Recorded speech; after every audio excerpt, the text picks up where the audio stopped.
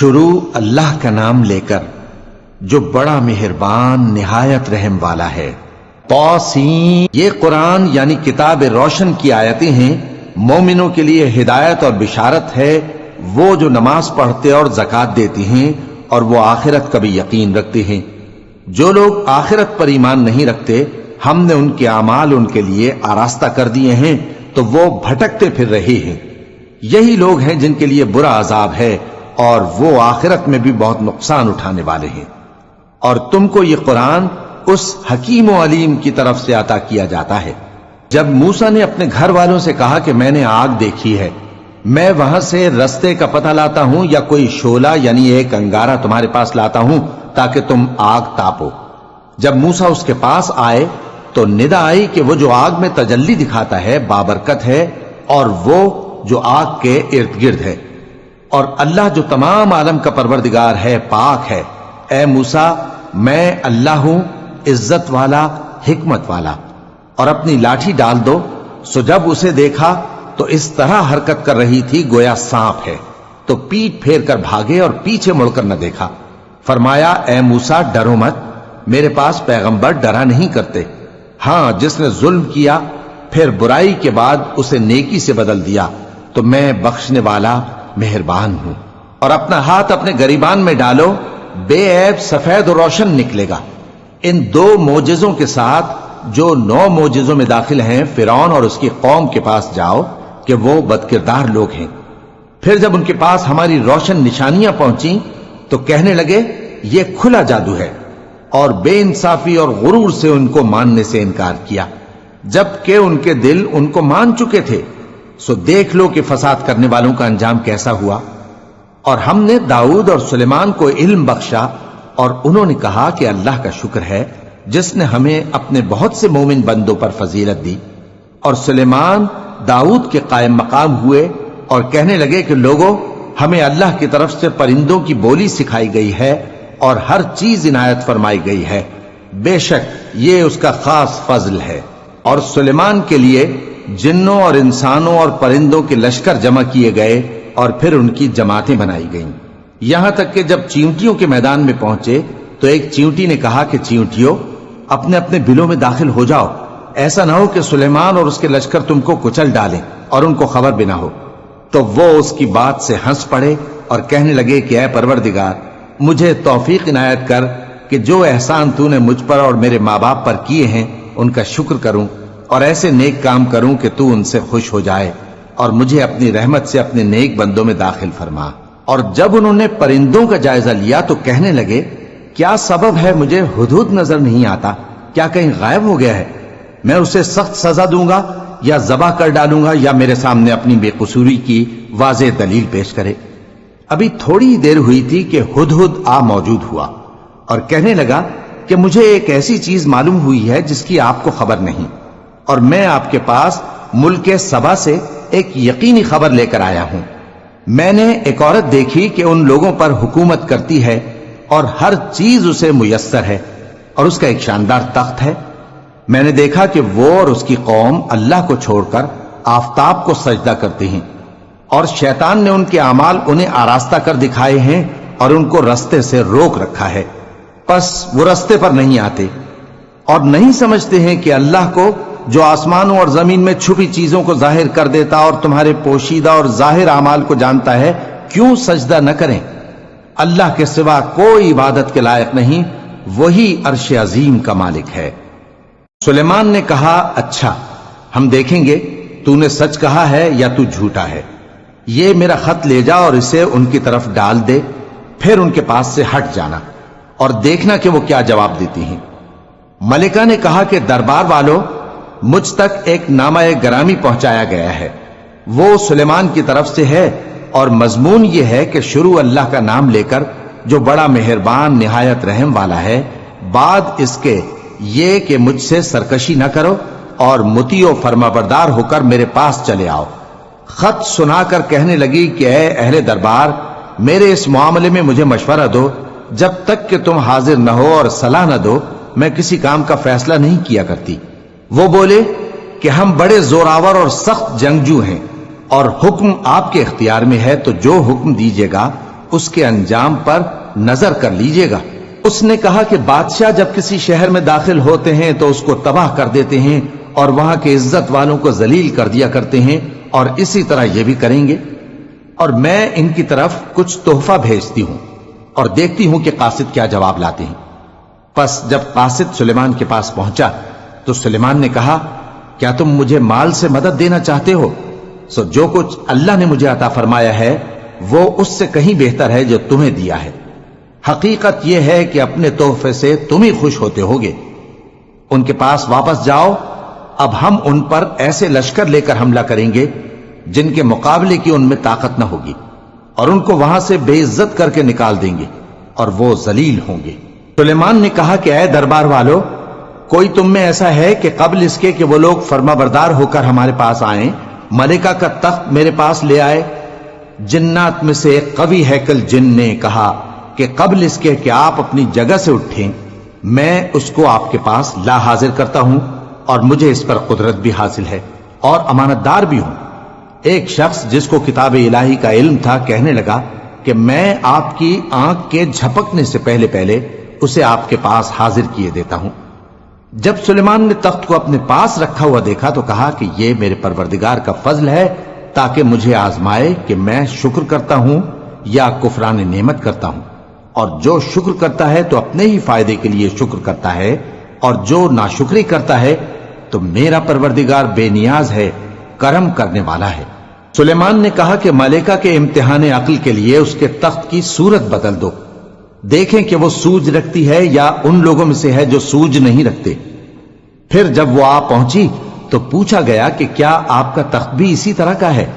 اس نے کہا کہ یہ تو گویا ہو بہو وہی ہے، اور ہم کو اس سے پہلے ہی سلیمان کی عظمت و شان کا علم ہو گیا تھا، اور ہم فرما بردار ہیں۔ اور وہ جو اللہ کے سوا دوسروں کی پرستش کرتی تھی، سلیمان نے اس کو اس سے منع کیا کہ وہ کافروں میں سے تھی۔ اس کے بعد اس سے کہا گیا کہ محل میں چلیے۔ جب اس نے اس کے فرش کو دیکھا تو اسے پانی کا حوض سمجھا اور کپڑا اٹھا کر اپنی پنڈلیاں کھول دی۔ سلیمان نے کہا، یہ ایسا محل ہے جس کے نیچے بھی شیشے جڑے ہوئے ہیں۔ وہ بول اٹھی کہ پروردگار، میں اپنے آپ پر ظلم کرتی رہی تھی، اور اب میں سلیمان کے ساتھ اللہ رب العالمین پر ایمان لاتی ہوں۔ اور ہم نے سمود کی طرف ان کے بھائی صالح کو بھیجا کہ اللہ کی عبادت کرو، تو وہ دو فریق ہو کر آپس میں جھگڑنے لگے۔ صالح نے کہا کہ اے قوم، تم بھلائی سے پہلے برائی کے لیے کیوں جلدی کرتے ہو، اور اللہ سے بخشش کیوں نہیں مانگتے تاکہ تم پر رحم کیا جائے؟ وہ کہنے لگے کہ تم اور تمہارے ساتھی ہمارے لیے برا شگون ہیں۔ صالح نے کہا کہ تمہاری بدشگونی اللہ کے پاس ہے، بلکہ تم ایسے لوگ ہو جن کی آزمائش کی جاتی ہے۔ اور شہر میں 9 شخص تھے جو ملک میں فساد کیا کرتے تھے اور اصلاح سے کام نہیں لیتے تھے۔ کہنے لگے کہ اللہ کی قسم کھاؤ کہ ہم رات کو اس پر اور اس کے گھر والوں پر شبخون ماریں گے، پھر اس کے وارثوں سے کہہ دیں گے کہ ہم تو اس کے گھر والوں کے موقع ہلاکت پر تھے ہی نہیں، اور ہم سچ کہتی ہیں۔ اور وہ ایک چال چلے، اور ہم نے بھی ایک تدبیر کی، اور ان کو کچھ خبر نہ ہوئی۔ تو دیکھ لو کہ ان کی چال کا انجام کیسا ہوا۔ ہم نے ان کو اور ان کی قوم سب کو ہلاک کر ڈالا۔ اب ان کے یہ گھر ان کے ظلم کے سبب تلپٹ پڑے ہیں۔ جو لوگ علم رکھتے ہیں ان کے لیے اس میں نشانی ہے، اور جو لوگ ایمان لائے اور ڈرتے تھے ان کو ہم نے نجات دی۔ اور لوط کو یاد کرو جب انہوں نے اپنی قوم سے کہا کہ تم بے حیائی کے کام کیوں کرتے ہو جبکہ تم دیکھتے ہو؟ کیا تم عورتوں کو چھوڑ کر لذت حاصل کرنے کے لیے مردوں کی طرف مائل ہوتے ہو؟ حقیقت یہ ہے کہ تم احمق لوگ ہو۔ تو ان کی قوم کے لوگ بولے تو یہ بولے، اور اس کے سوا ان کا کچھ جواب نہ تھا کہ لوط کے گھر والوں کو اپنے شہر سے نکال دو، یہ لوگ پاک بننا چاہتے ہیں۔ تو ہم نے ان کو اور ان کے گھر والوں کو نجات دی، مگر ان کی بیوی کہ اس کی نسبت ہم نے مقرر کر رکھا تھا کہ وہ پیچھے رہنے والوں میں ہوگی۔ اور ہم نے ان پر مے برسایا، سو جو مے ان لوگوں پر برسا جن کو متنبع کر دیا گیا تھا برا تھا۔ کہہ دو کہ سب تعریف اللہ ہی کے لیے ہے، اور اس کے ان بندوں پر سلام ہے جس کو اس نے منتخب فرمایا۔ بھلا اللہ بہتر ہے یا وہ جن کو یہ اس کا شریک بناتے ہیں؟ بھلا کس نے آسمانوں اور زمین کو پیدا کیا، اور کس نے تمہارے لیے آسمان سے پانی برسایا؟ پھر ہم نے اس سے سرسبز باغ اگائے، تمہارا کام تو نہ تھا کہ تم ان کے درختوں کو اگاتے، تو کیا اللہ کے ساتھ کوئی اور بھی معبود ہے؟ ہرگز نہیں، بلکہ یہ لوگ رستے سے الگ ہو رہے ہیں۔ بھلا کس نے زمین کو قرارگاہ بنایا اور اس کے بیچ نہریں بنائیں اور اس کے لیے پہاڑ بنائے، اور کس نے دو دریاؤں کے بیچ اوٹ بنائی؟ یہ سب کچھ اللہ نے بنایا، تو کیا اللہ کے ساتھ کوئی اور معبود بھی ہے؟ ہرگز نہیں، بلکہ ان میں اکثر علم نہیں رکھتے۔ بھلا کون بے قرار کی التجا قبول کرتا ہے جب وہ اس سے دعا کرتا ہے، اور کون اس کی تکلیف کو دور کرتا ہے، اور کون تم کو زمین میں اگلوں کا جانشین بناتا ہے؟ یہ سب کچھ اللہ کرتا ہے، تو کیا اللہ کے ساتھ کوئی اور معبود بھی ہے؟ ہرگز نہیں، مگر تم بہت کم غور کرتے ہو۔ بھلا کون تم کو جنگل اور دریا کے اندھیروں میں رستہ بتاتا، اور کون ہواؤں کو اپنی رحمت کے آگے خوشخبری بنا کر بھیجتا ہے؟ یہ سب کچھ اللہ کرتا ہے، تو کیا اللہ کے ساتھ کوئی اور معبود بھی ہے؟ ہرگز نہیں۔ یہ لوگ جو شرک کرتے ہیں، اللہ کی شان اس سے بلند ہے۔ بھلا کون خلقت کو پہلی بار پیدا کرتا پھر اس کو دوبارہ پیدا کرے گا؟ اور کون تم کو آسمان اور زمین سے رزق دیتا ہے؟ یہ سب کچھ اللہ کرتا ہے، تو کیا اللہ کے ساتھ کوئی اور معبود بھی ہے؟ ہرگز نہیں۔ کہہ دو کہ مشرکو، اگر تم سچے ہو تو دلیل پیش کرو۔ کہہ دو کہ جو لوگ آسمانوں اور زمین میں ہیں اللہ کے سوا غیب کی باتیں نہیں جانتے، اور نہ یہ جانتے ہیں کہ کب زندہ کر کے اٹھائے جائیں گے، بلکہ آخرت کے بارے میں ان کا علم ختم ہو چکا ہے، بلکہ یہ اس کی طرف سے شک میں ہیں، بلکہ یہ اس سے اندھے ہو رہے ہیں۔ اور جو لوگ کافر ہیں کہتے ہیں کہ جب ہم اور ہمارے باپ دادا مٹی ہو جائیں گے تو کیا ہم پھر قبروں سے نکالے جائیں گے؟ یہ وعدہ ہم سے اور ہمارے باپ دادا سے پہلے سے ہوتا چلا آیا ہے، کہاں کا اٹھنا اور کیسی قیامت؟ یہ تو صرف پہلے لوگوں کی کہانیاں ہیں۔ کہہ دو کہ ملک میں چلو پھرو، پھر دیکھو کہ گناہگاروں کا انجام کیا ہوا ہے، اور ان کے حال پر غم نہ کرنا، اور نہ ان چالوں سے جو یہ کر رہے ہیں تنگ دل ہونا۔ اور کہتے ہیں کہ اگر تم سچے ہو تو یہ وعدہ کب پورا ہوگا؟ کہہ دو کہ جس عذاب کے لیے تم جلدی کر رہے ہو شاید اس میں سے کچھ تمہارے نزدیک آ پہنچا ہو، اور تمہارا پروردگار تو لوگوں پر فضل کرنے والا ہے، لیکن ان میں سے اکثر شکر نہیں کرتے۔ اور جو باتیں ان کے سینوں میں پوشیدہ ہوتی ہیں اور جو کام وہ ظاہر کرتے ہیں، تمہارا پروردگار ان سب کو جانتا ہے، اور آسمانوں اور زمین میں کوئی پوشیدہ چیز نہیں ہے مگر یہ کہ وہ ایک کتاب روشن میں لکھی ہوئی ہے۔ بے شک یہ قرآن بنی اسرائیل کے سامنے اکثر باتیں جن میں وہ اختلاف کرتے ہیں بیان کر دیتا ہے، اور بے شک یہ مومنوں کے لیے ہدایت اور رحمت ہے۔ تمہارا پروردگار قیامت کے روز ان میں اپنے حکم سے فیصلہ کر دے گا، اور وہ غالب ہے، علم والا ہے۔ تو اللہ پر بھروسہ رکھو، تم تو صاف حق پر ہو۔ کچھ شک نہیں کہ تم مردوں کو بات نہیں سنا سکتے، اور نہ بہروں کو جبکہ وہ پیٹ پھیر لیں آواز سنا سکتے ہو، اور نہ اندھوں کو گمراہی سے نکال کر رستہ دکھا سکتے ہو۔ تم تو انہی کو سنا سکتے ہو جو ہماری آیتوں پر ایمان لاتے ہیں، پھر وہ فرما بردار ہو جاتے ہیں۔ اور جب ان کے بارے میں عذاب کا وعدہ پورا ہوگا تو ہم ان کے لیے زمین میں سے ایک جانور نکالیں گے جو ان سے باتیں کرے گا۔ یہ ہم اس لیے کریں گے کہ لوگ ہماری آیتوں پر ایمان نہیں لاتے تھے۔ اور جس روز ہم ہر امت میں سے ایک بڑے گروہ کو جمع کریں گے جو ہماری آیتوں کی تکذیب کرتے تھے، پھر ان کی جماعت بندی کی جائے گی، یہاں تک کہ جب سب آ جائیں گے تو اللہ فرمائے گا کہ کیا تم نے میری آیتوں کو جھٹلا دیا تھا، حالانکہ تم نے اپنے علم سے ان کا احاطہ تو کیا ہی نہ تھا؟ بھلا تم کیا کرتے رہتے تھے؟ اور ان کے ظلم کے سبب ان کے حق میں وعدہ عذاب پورا ہو کر رہے گا تو وہ بول بھی نہ سکیں گے۔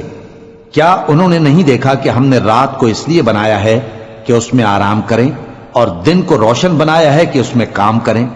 بے شک اس میں مومن لوگوں کے لیے نشانیاں ہیں۔ اور جس روز سور پھونکا جائے گا تو جو لوگ آسمانوں میں اور جو زمین میں ہیں سب گھبرا اٹھیں گے، مگر وہ جسے اللہ چاہے، اور سب اس کے پاس عاجز ہو کر چلے آئیں گے۔ اور تم پہاڑوں کو دیکھتے ہو تو خیال کرتے ہو کہ مضبوط جمے ہوئے ہیں، مگر وہ اس روز اس طرح اڑتے پھریں گے جیسے بادل۔